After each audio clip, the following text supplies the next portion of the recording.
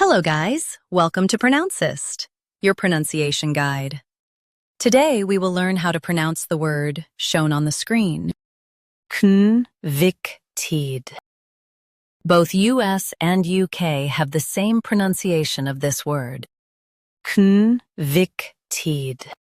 Now read the syllables shown on the screen naturally. Convicted. Convicted.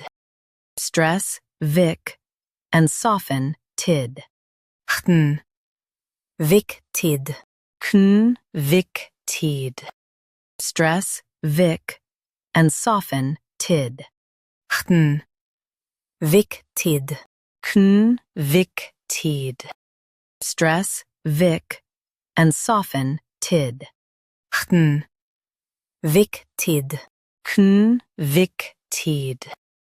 Practice repeatedly and you'll soon be able to say this word perfectly.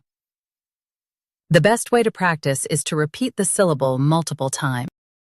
The meaning of the word is found guilty. Try repeating this word several times to improve your pronunciation. We post daily videos on useful and commonly mispronounced words to help you speak clearly and confidently.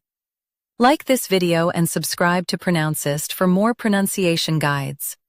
Thanks for watching us.